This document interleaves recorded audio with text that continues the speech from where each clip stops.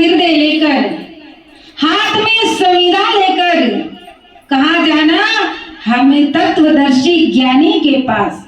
आप जाकर के उस ज्ञान की याचना करना, और जब तुम ज्ञान की याचना करोगे विनम्र भाव से, प्रसन्न भाव से, तो कहते तुम्हें वो अवश्य ही ज्ञान देंगे। आप लोग जानते हो, जब नचिकेता जो है यमराज जी के द्वार पर पहुंचता है, छोटा सा बालक था, उनके पिता जब बूढ़ी बूढ़ी गायों को दान कर रहा था, तो नचिकेता कहता है, पिताजी इन बूढ़ी गायों को क्यों दान कर रहे हैं? ना ये चारा खाने योग्य है, ना ये दूध दे सकती है, और आप इन्हें दान में देकर के क्यों पाप कमा रहे हो? जब उन्होंने कई बार कहा तो क्रोध में आकर के उनके पिता ने कहा कि जाओ, मैंने तुम्हें भी दान कर दिया। नचिकेता कहता है, मुझे किसे दान किया है? तो कहने लगा कि मैंने तुम्हें यमराज को दान दे दिया है। यमराज के द्वार पर जब छोटा नन्हा सा बच्चा पहुंचता है तो देखता है तो वहां पर यमराज जी थे ही नहीं।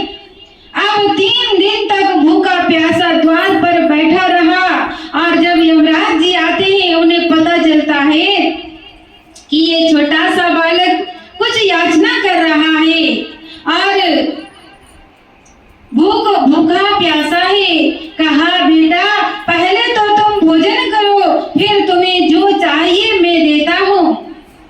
कहता है, मैं भोजन नहीं करना चाहता हूँ। तो कहने लगे, धन दौलत कोठी बंगला क्या चाहिए? तुम्हें जो भी चाहिए मांगो। तो जो बालक था वो कहने लगा कि अगर आप देना ही चाहते हो तो मुझे वो अविनाशी ज्ञान दीजिए जिसका कभी नाश नहीं होता है। तब यमराज जी कहते हैं, तुम छोटे बालक हो, इस ज्ञान के अधिकारी अभी तुम नहीं बन सकते हो। जब तुम बड़े हो जाओगे तब जाकर तुम्हें वो ज्ञान देंगे। लेकिन नचिकेता कहने लगे, नहीं, मुझे अभी इसी वक्त वो ज्ञान चाहिए। आप अगर देना चाहते हो तो मुझे परमात्मा के नाम का ज्ञान दीजिए, मुझे और कुछ नहीं चाहिए। जब इस प्रकार से उन्होंने उस बालक के दृढ़ विश्वास को, भक्ति को देखा तो देख करके बड़े प्रसन्न हो जाते हैं, और प्रसन्न होकर के उन्हें प्रभु के नाम को दे देते हैं, ज्ञान का बोध करा देते हैं।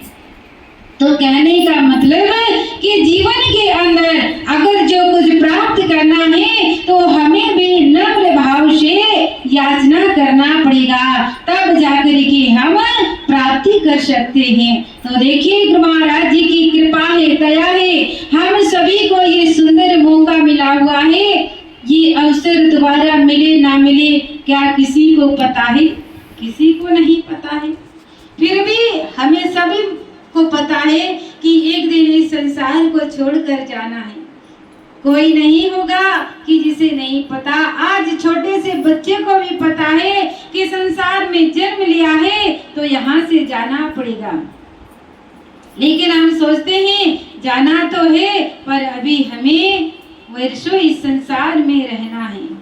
हम अज्ञानतावश हम उस प्रभु को बुला बैठे हैं, लेकिन हमारे संत कहते हैं कोई समय का पता नहीं, किसको पता है कब ये हंसा संग पिंजरे का छोड़े, हरी हरी जपो मनवाड़े, दिन रह गए थोड़े। कि किसी को नहीं पता श्वास रूपी पंछी कब ये पिंजरे को छोड़ करके चला जाए, इसलिए इस मन को भगवान के चरणों में लगाए जिससे हमारा जीवन का कल्याण होगा।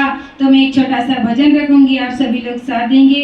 बोले आनंद कंद भगवान की जय, साचे दरबार की जय।